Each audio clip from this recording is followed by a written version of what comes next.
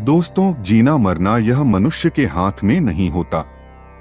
ये तो एक ऐसा सत्य है जिससे मनुष्य चाहे तो भी इनकार नहीं कर सकता है। जिसने भी इस धरती पर जन्म लिया है, उसे इस धरती को छोड़कर एक न एक दिन जाना होगा। कोई भी यहाँ अमर होकर नहीं आता है। जिंदगी की रीत ही यही है कि जीवन के बाद मृत्यु होनी ही है। जिस तरह जीवन के बाद मृत्यु का होना तय है, ठीक उसी तरह से मृत्यु के बाद मनुष्य को फिर से जीवन मिल जाता है। जीवन मृत्यु तो एक ही गाड़ी के दो पहिए के समान है। कभी जीवन आगे तो कभी मृत्यु आगे।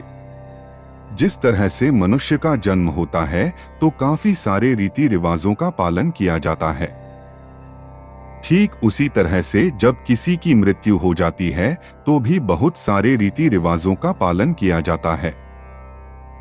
अगर इन रीति रिवाजों का पालन न किया जाए तो ऐसा माना जाता है कि मनुष्य की आत्मा को शांति नहीं मिलती है, आत्मा तृप्त नहीं होती है और भटकती रहती है। भटकती आत्मा लोगों को परेशान भी करती है।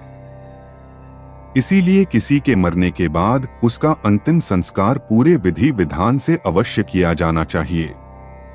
अलग अलग धर्म में अंतिम संस्कार की अलग अलग प्रक्रिया है और अलग अलग मान्यता है।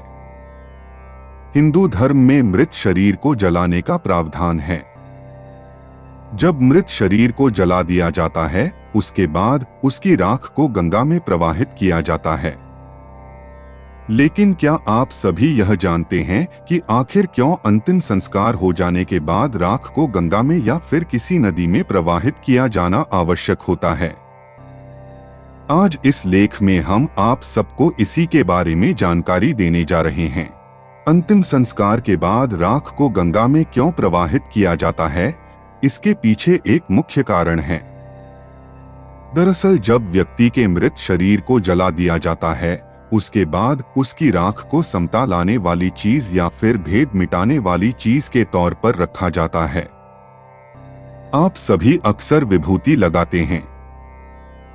विभूति को भी शरीर के खास हिस्से पर लगाया जाता है।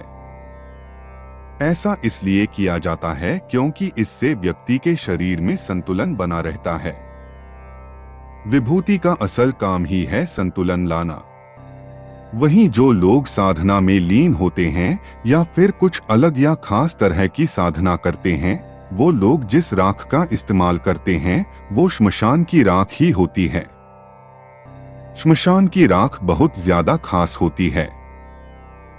श्मशान की जो राख होती है वो किसी लकड़ी के बचे हुए शेष नहीं होते हैं, बल्कि मृत शरीर के जल जाने के बाद बचे हुए अवशेष होते हैं।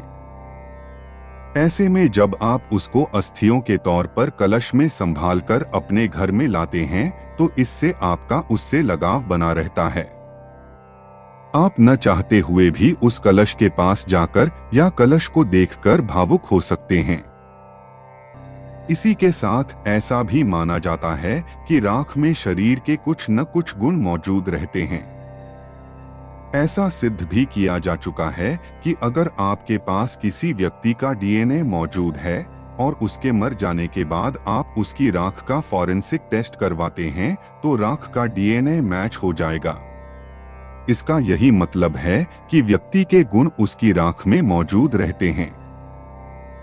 ऐसे में अगर आप राख को घर में ही रखेंगे तो वो प्राणी आपके आसपास ही हरदम मंडराता रहेगा, जिसकी वजह से घर में अशांति भी फैल सकती है।